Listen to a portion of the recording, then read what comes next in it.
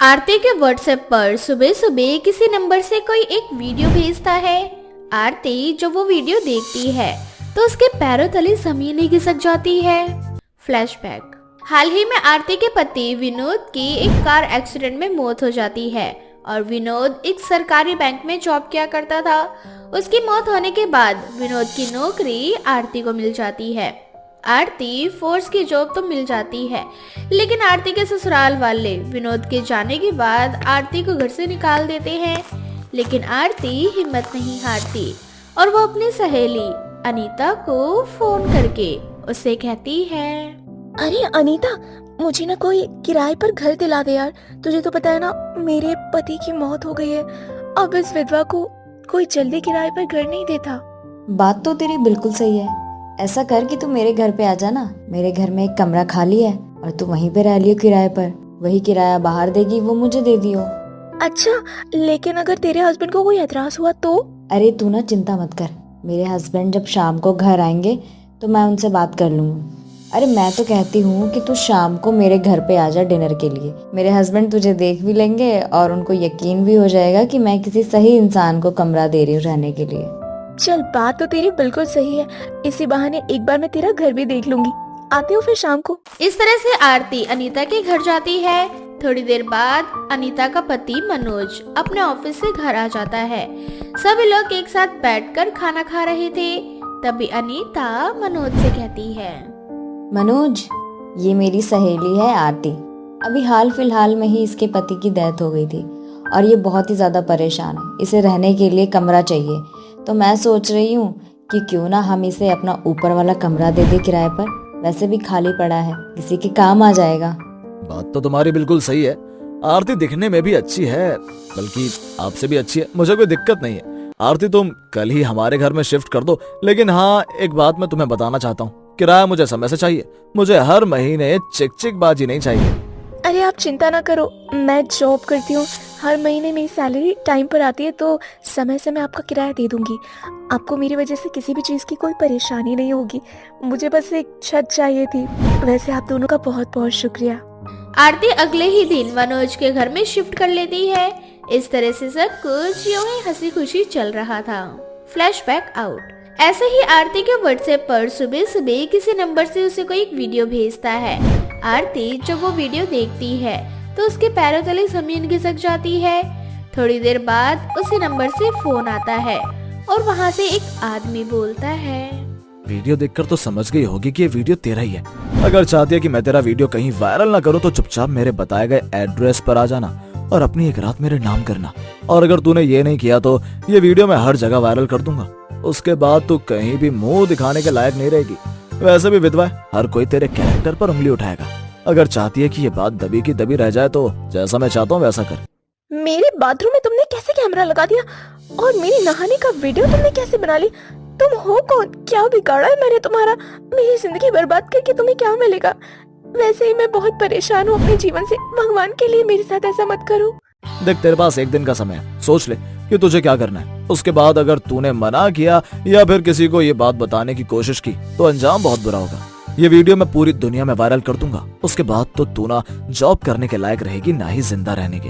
तुम्हें वीडियो कहाँ से बना ली? भगवान के लिए इस वीडियो को डिलीट कर दो। मेरी जिंदगी बर्बाद करके तुम्हें क्या मिलेगा?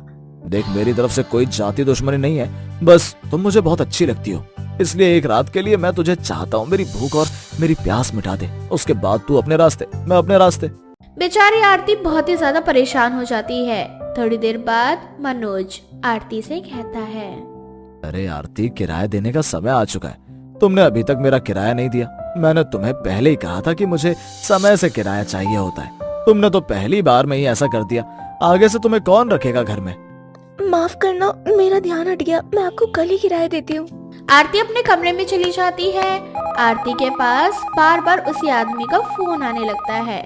आरती परेशान हो जाती है और कहती है, देखो, मेरे लिए मेरी इज्जत बहुत ही ज्यादा जरूरी है। वैसे भी मैं एक विधवा हूँ। लोग मुझे ताने देकर मार डालेंगे।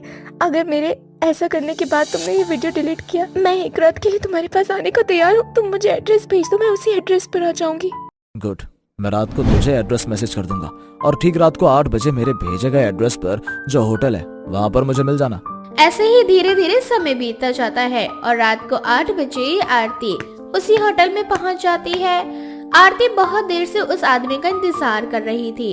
थोड़ी देर बाद वो आदमी अपने चेहरे पर काला कपड़ा बांधे हुए आरती के पास आता है और उसे बुरी तरह से छूने लगता है। तभी आरती किसी तरह से उस आदमी के चेहरे से उस कपड़े को हटाती है और उसका चेहरा देखने के बाद आरती के पैरों तले जमीन खिसक जाती है। दरअसल वो आदमी कोई और नहीं बल्कि उसकी सहेली का पति मनोज था।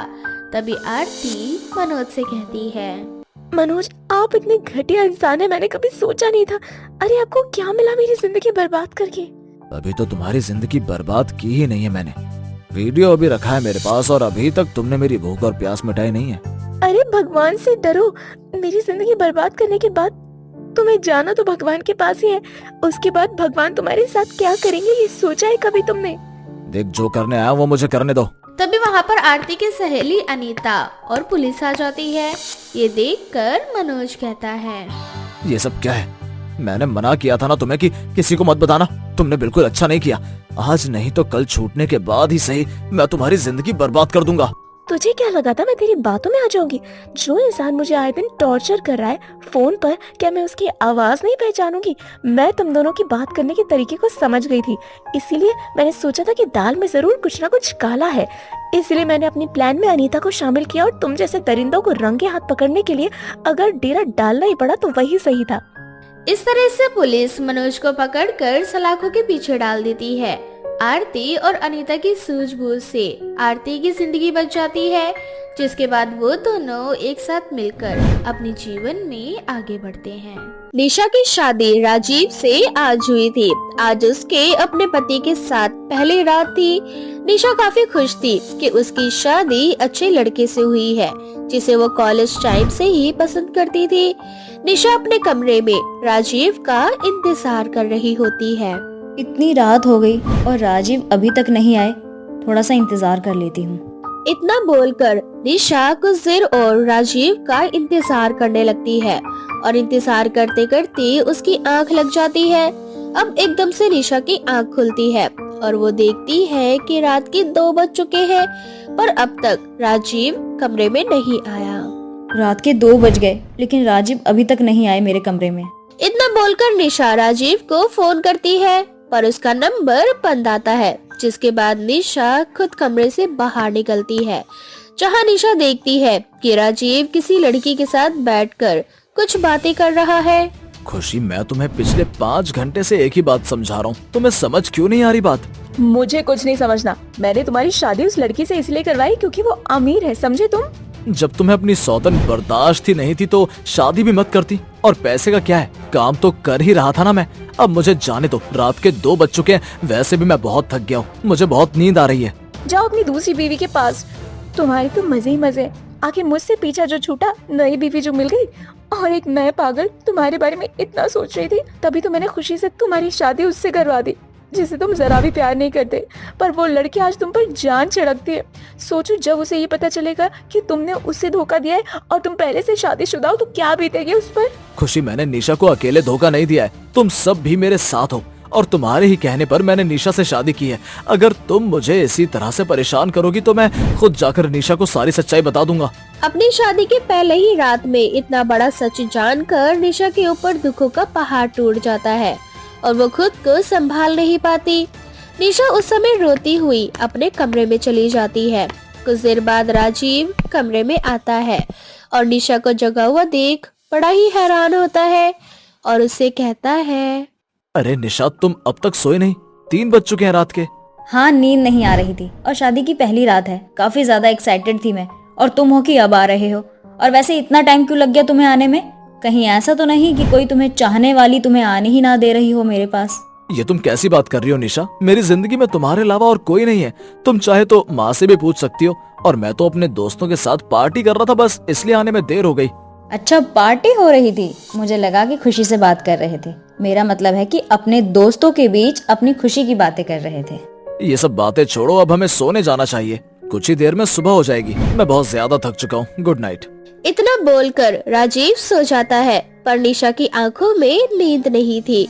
वो अपने कमरे से बाहर निकलकर राजीव का पूरा सच जानना चाहती थी, इसलिए वो अपनी सास विमला के कमरे में जाती है और अपनी सास को उठाकर उनसे कहती है, माफ करना माँ जी, मैंने आपको इतनी जल्दी उठा दिया। मुझे नींद नहीं आ रही थी और मुझे आपसे ना कुछ जरूरी बातें करनी है।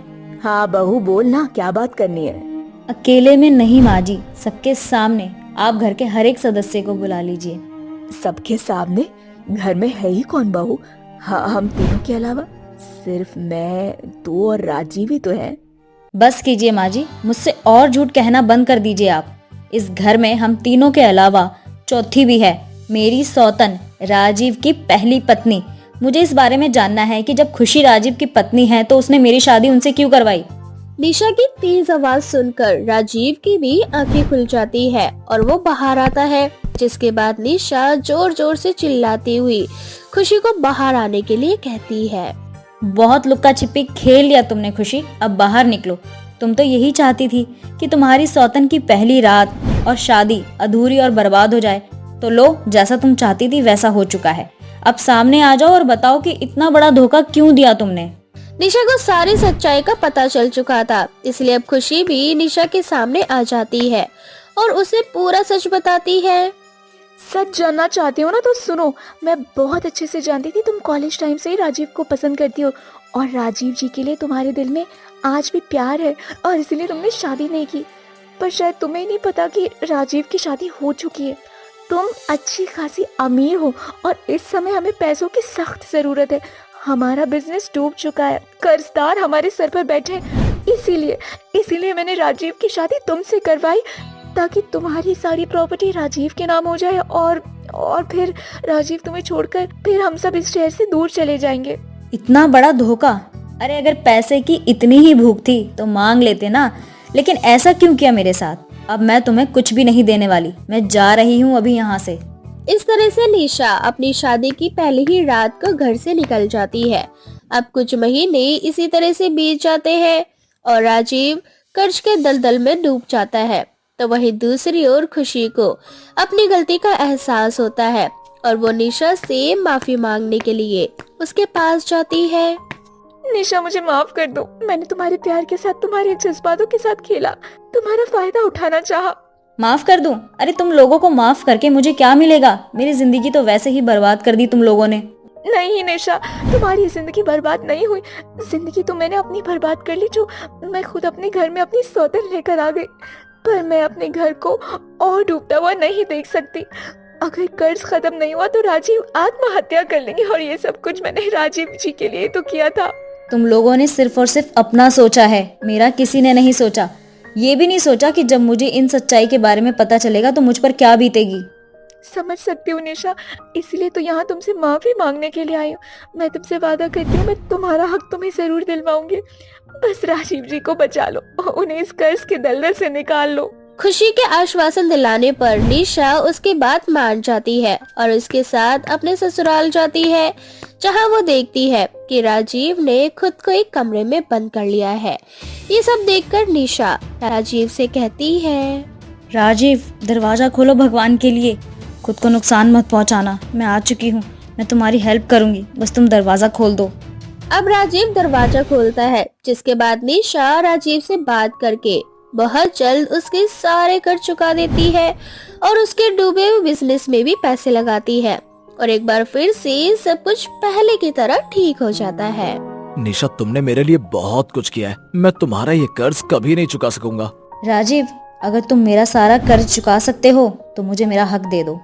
राजीव, मैंने ही तुमसे कहा था कि निशा को शादी के बाद छोड़ देना, पर आज मैं ही कह रही हूँ, तुम निशा को उसके सारे हक दे दो, मुझे कोई ऐतराज नहीं। इसके बाद निशा को उसके सारे हक मिल जाते हैं और निशा अपने ससुराल में अपने ससुराल वालों के साथ हंसी खुशी रहने लगती है।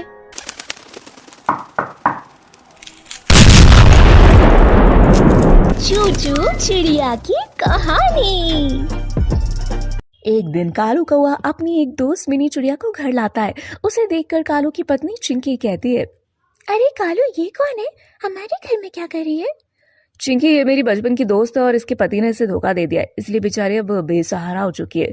इसके माँ बाप ऐसे ही इसे बचपन में छोड़कर चले गए थे। सास ससुर और पति ने तो इसे छोड़ दिया है। अब इसका कोई नहीं है इस दुनिया में। कुछ समय के लिए ये हमारे साथ हमारे घर में रहेगी जब तक इसकी नौकरी ना लग जाए, और फिर जैसे ही नौकरी लगेगी ये यहाँ से चली जाएगी। हे भगवान, ये तो बहुत बुरा हुआ इसके साथ। वैसे तुम चिंता मत करो, तुम्हें यहाँ कोई चीज की कमी नहीं होगी और तुम्हें मैं अपनी बहन बना कर रखूंगी। और हाँ, कुछ भी खाना पीना हो तो बेझिझक अपनी बहन को बोल देना।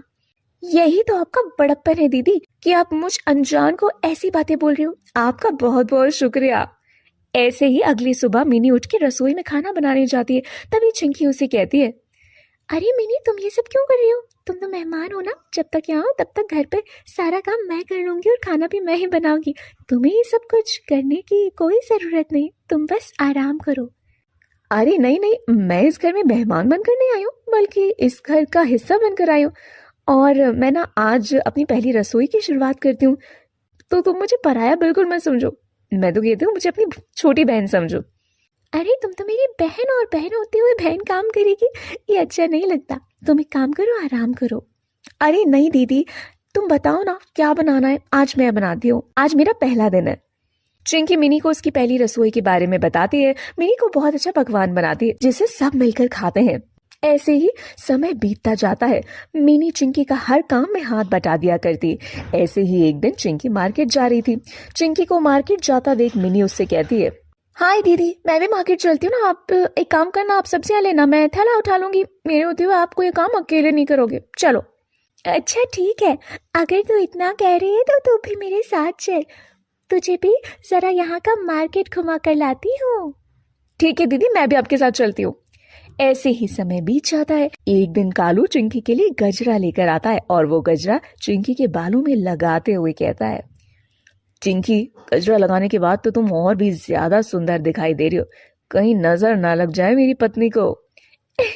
मुझे तो लगता है आपकी नजर लग जाएगी सबसे पहले, और वो भी इतना घूर घूर कर जो देख रहे हो मुझे आप, इसीलिए। थोड़ी देर बाद कालू मिनी के कमरे में जाता है और एक गजरा मिनी के बालों में भी लगाते हुए कहता है, मिनी, गजरा तुम्हारे ऊपर भी बहुत सुंदर लग रहा है, और मुझे माफ करना, मुझे तुम्हें इस तरह से रखना पड़ रहा है। यार मुझसे ना अच्छे बनने का नाटक ज्यादा दिनों तक नहीं होगा। जल्दी से चिंकी को बता दो कि हम दोनों पति पत्नी और मैं उसकी सौतन हूँ, और फिर निकालो उसे इस घर से। ये दीदी दीदी करते ना मेरी जान निकलती रहती है। तुम बिल्कुल भी टेंशन मत लो, मैं उसे छोड़ दूंगा। मैं तुमसे बहुत प्यार करता हूँ, और कुछ दिन और इंतजार कर लो, वो दिन आने वाला है जब मैं चिंकी को खुद ही घर से भगा दूंगा। हाँ, तो इंतजार मैं भी कर रही हूँ। ऐसे ही समय बीतता जाता है। कालू और मिनी दोनों चिंकी की गैर मौजूदगी में अपने नाजायज रिश्ते को बढ़ावा दे रहे थे। तो वहीं दूसरी तरफ चिंकी, जो कि इन सबसे बिल्कुल अनजान थी, उसकी पीठ पीछे कालू उसकी सौतन को घर में रख रखा था। ऐसे ही एक रात चिंकी और कालू दोनों अपने कमरे में सो रहे थे। मौका देखकर वो मिनी के कमरे में जाता है और वहां जाकर उसके साथ कुछ प्यार भरी पल बिताता है। अचानक से चिंकी की आंख खुल जाती है। वो देखती है कि कालू उसके पास नहीं है। सबसे पहले चिंकी यहाँ वहां कालू को ढूंढती है। कालू कहीं नजर नहीं आता। तो वहीं दूसरी तरफ मिनी कालू से कहती है, जानू, हम कब उस चिंकी को इस घर से निकालेंगे? अरे बस यार, ये उसकी प्रॉपर्टी है। अब क्योंकि मेरे पापा बेटे से ज्यादा अपनी बहू को मानते थे, जिस कारण मरने के बाद उन्होंने सारी प्रॉपर्टी चिंकी के नाम कर दी। जो भी हो, मगर मुझसे ना अच्छेपन का दिखावा नहीं होता, गुस्सा आता है। सौतन को देखकर दिल करता है उसकी जान से मार दूं। अरे रिलैक्स बेबी, चिंता मत करो, सब ठीक होगा। और हाँ, वो दिन दूर नहीं जब ये प्रॉपर्टी तुम और मैं ले लेंगे। लेकिन कब कालू? अब मुझसे वेट नहीं होगा, तुम्हें जल्दी से जल्दी कुछ करना होगा। मैं तुम्हें किसी और के साथ बिल्कुल भी बर्दाश्त नहीं कर सकती। अब बहुत ज्यादा हो रहा है, पानी ना सर के ऊपर से जा रहा है। अच्छा, मैं कल एक वकील के पास जाऊंगा, उनसे ना इस बारे में बात करता हूँ और देखता हूँ कि कैसे हम धोखे से चिंकी को घर की प्रॉपर्टी का जो पेपर है उस पर साइन करवाने के लिए बोल दें। और जैसे वो साइन करते तो उसके बाद जो भी फॉर्मेलिटी है वो सब पूरा करने के बाद हमारी प्रॉपर्टी हमारी हो जाए। फिर हम खुद चिंकी को इस घर से धक्के मार कर निकाल देंगे। तुम्हें तो पता है ना कि अभी हमारे पास एक भी घर नहीं है। अगर अभी चिंकी को पता चल गया तो वो हमें इस घर का एक भी हिस्सा नहीं देने वाली। तभी वहां चिंकी आ जाती है और चिंकी कालू और मिनी दोनों को खींचकर एक थप्पड़ मारते हुए कहती है, मेरे साथ इतना बड़ा धोखा? तुम मेरे घर में मुझसे झूठ बोलकर मेरी सौतन को रख रहे थे और मेरी पूरी प्रॉपर्टी अपने नाम करवाना चाहते थे। अरे मुझसे झूठा प्यार का दिखावा करने से बेहतर यही होता कि तुम मुझसे सच बोलकर मिनी को लेकर यहाँ से हमेशा हमेशा के लिए चले जाते, तो मुझे कोई दिक्कत नहीं होती कालू। और मैंने हमेशा मिनी को अपनी बहन समझा। बहुत अच्छा बनने का नाटक किया इसने। देख, अब अगर तुझे सच पता चल ही गया है तो अच्छी बात है। तू जैसी है वैसी है, बस मेरी सौतन है सौतन, और सौतन के साथ ना ज्यादा दिन तक रह नहीं सकते, समझी? कोई बात नहीं, सच पता चल गया है, ये बहुत अच्छी बात है। अब जल्दी से अपनी प्रॉपर्टी हमारे नाम कर देना, वरना अब तुम्हारा इस घर से दाना पानी सब कुछ बंद, और तुम अब इस घर से बाहर नहीं जाओगी। सिर्फ तब जाओगी जब पूरी प्रॉपर्टी हमारे नाम हो जाएगी। अरे बेवकूफ, इसकी नौबत नहीं आएगी कभी, क्योंकि मैंने ना पुलिस को फोन करके सारी बातें बता दी हैं और तुम्हारा एक वीडियो भी रिकॉर्ड कर लिया है, जो कि मैं पुलिस को सबूत के तौर पर दिखाऊंगी। अब तुम मुझे इस घर में बांध के रखो, मुझे जान से मार दो, पुलिस तो तुम्हें वैसे भी पकड़ने वाली है, तुम यहाँ से भाग भी नहीं सकते। मिनी और कालू दोनों घबरा जाते हैं। थोड़ी देर बाद वहां पुलिस आती है और पुलिस दोनों को पकड़ कर ले जाती है और सलाखों के पीछे डाल देती है। इस तरह से चिंकी अपने जीवन में हंसी खुशी आगे बढ़ती है।